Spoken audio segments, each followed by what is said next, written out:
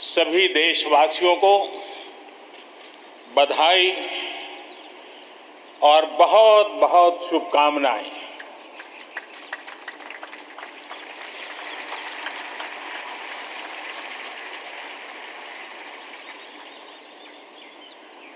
आज जो हम स्वतंत्र भारत में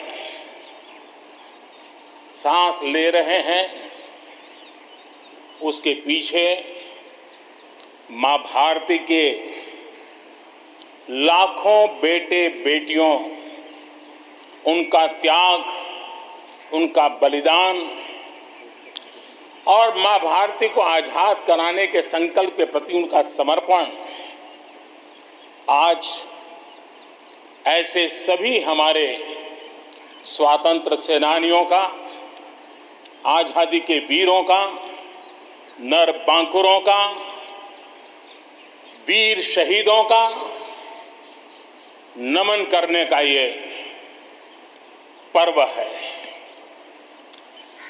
हमारे फौज के जाबाज जवान, हमारे अर्धसैनिक बल, हमारे पुलिस के जवान, सुरक्षा बल से जुड़े हुए हर कोई मां भारती के रक्षा में जुटे रहते हैं, सामान्य मानवीय की सुरक्षा में जुटे रहते हैं। आज उन सबको भी हृदयपूर्वक, आदरपूर्वक स्मरण करने का, उनके महान त्याग तपस्या को नमन करने का पर्व है।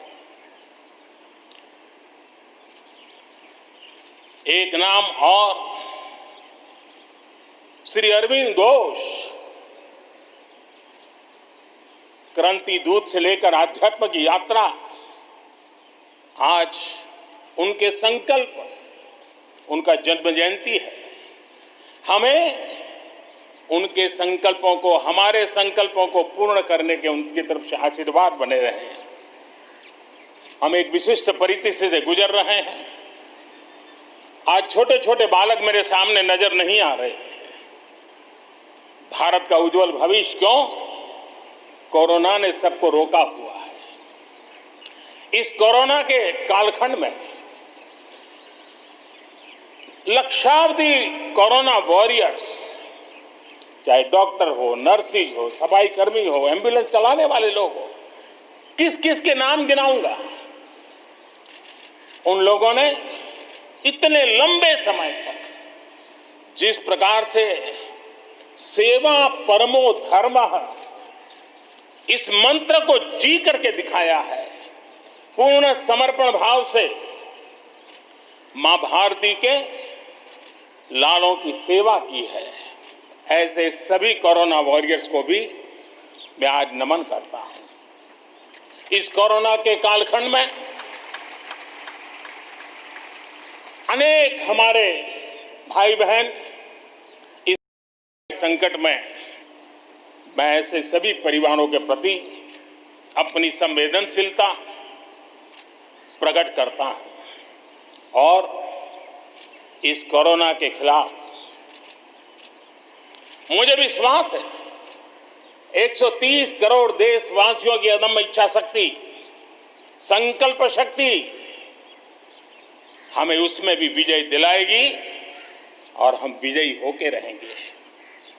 मुझे विश्वास है कि पिछले दिनों भी हम एक प्रकार से अनेक संकटों से गुजर रहे। बाढ़ का प्रकोप, खास करके नॉर्थ ईस्ट, पूर्वी भारत, दक्षिण भारत, पश्चिमी भारत के कुछ इलाके, कहीं लैंडस्लाइड, अनेक दिक्कतों का सामना लोगों को करना पड़ा है। अनेक लोगों ने अपनी जान गंवाई है। मैं उन परिवारों के प्रति भी मेरी संवेदना व्यक्त करता हूं और राज्य सरकारों के साथ कंधे से कंधा मिलाकर के ऐसी संकट की घड़ी में हमेशा देश एक बनकर के, चाहे केंद्र सरकार हो, राज्य सरकार हो, हम मिलकर के तत्काल जितनी भी मदद पहुंचाने का प्रयास कर सकते हैं, सफलतापूर्वक कर रहे हैं।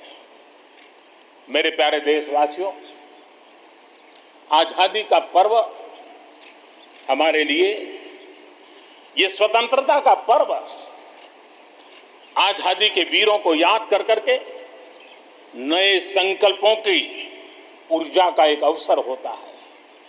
एक प्रकार से हमारे लिए ये नई प्रेरणा लेकर के आता है, नया उमंग, नया उत्साह लेकर के आता है। और इस बार तो हमारे लिए संकल्प करना बहुत आवश्यक भी है और बहुत शुभ अवसर भी है, क्योंकि अगला जब हम आजादी का पर्व मनाएंगे तब हम 75 वर्ष में प्रवेश करेंगे। ये अपने आप में एक बहुत बड़ा अवसर है और इसलिए आज आने वाले 2 साल के लिए बहुत बड़े संकल्प लेकर के हमें चलना है। 130 करोड़ देशवासियों को चलना है। आजादी के 75 वर्ष में जब प्रवेश करेंगे और आजादी के 75 वर्ष जब पूर्ण होंगे, हम हमारे संकल्पों की पूर्ति का एक महापर्व के रूप में उसको भी मनाएंगे। मेरे प्यारे देशवासियों, हमारे पूर्वजों ने अखंड एक निष्ठ तपस्या करके त्याग और बलिदान की उच्च भावनाओं को प्रस्तावित करते हुए हमें जिस प्रकार से आजादी दिलाई है, उन्होंने न्यौछावर कर दिया है। लेकिन हम ये बात न भूलें कि गुलामी के इतने लंबे कालखंड में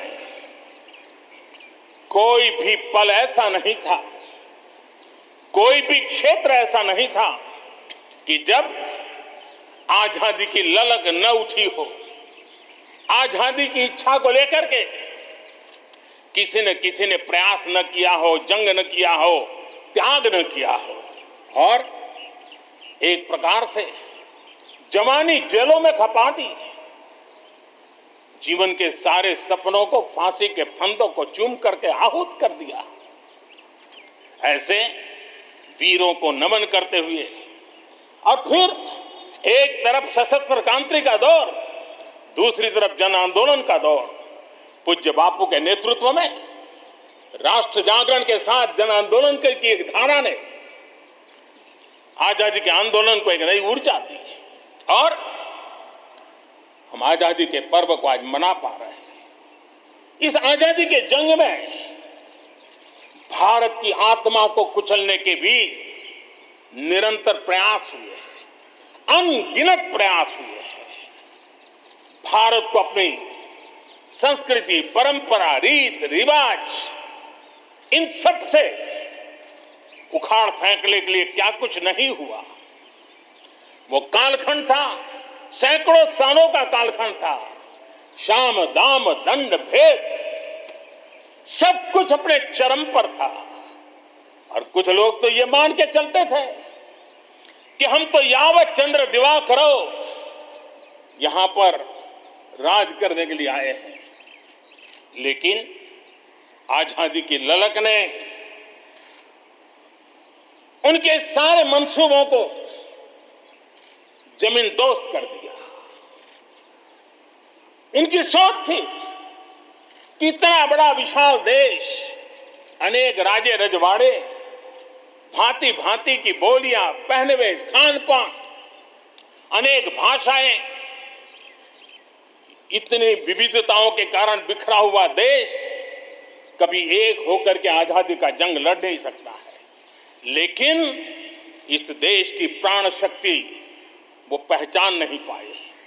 अंतर्भूत जो प्राण शक्ति है, एकता का सूत्र जो हमें सबको बांध करके रखा हुआ है, उसने आजादी के उस पर्व में पूरी ताकत के साथ जब वो मैदान में आया तो देश आजादी के जंग में विजयी हुआ। हम ये भी जानते हैं कि वो कालखंड था, विस्तारवाद की सोच वालों ने दुनिया में जहां भी फैल सकते के फैलने का प्रयास किया, अपने झंडे गाड़ने की कोशिश की। लेकिन भारत का आजादी का आंदोलन दुनिया के अंदर भी एक प्रेरणा का पुंज बन गया, दिव्य स्तंभ बन गया और दुनिया में भी आजादी की ललक जगी। और जो लोग विस्तारवाद के अंधी दौड़ में लगे हुए थे, अपने झंडे गाड़ने में लगे थे, उन्होंने अपने इस मंसूबों को, विस्तारवाद के मंसूबों को पार करने के लिए दुनिया को दो महाविश्व युद्ध में झोंक दिया, मानवता को तहस नहस कर दिया, जिंदगी तबाह कर दी, दुनिया को तबाह कर दिया। लेकिन ऐसे कालखंड में भी, युद्ध की विभीषिका के बीच भी भारत ने अपनी आजादी की ललक को नहीं छोड़ा, न कमी आने दी न नमी आने दी।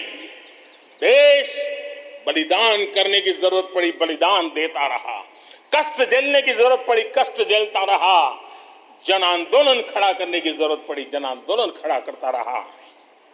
और भारत की ये लड़ाई ने दुनिया में आजादी के लिए एक माहौल बना दिया। और भारत की एक शक्ति ने दुनिया में जो बदलाव लाया, विस्तारवाद के लिए चुनौती बन गया भारत। इतिहास इस बात को कभी नकार नहीं सकता है। इतिहास इस बात को नहीं। मेरे प्यारे देशवासियों, आजादी की लड़ाई में पूरे विश्व में भारत ने अपनी एकजुटता की ताकत, अपनी सामूहिकता की ताकत, अपने उज्जवल भविष्य के प्रति अपना संकल्प, समर्पण और प्रेरणा, उस ऊर्जा को लेकर के देश आगे बढ़ता चला गया।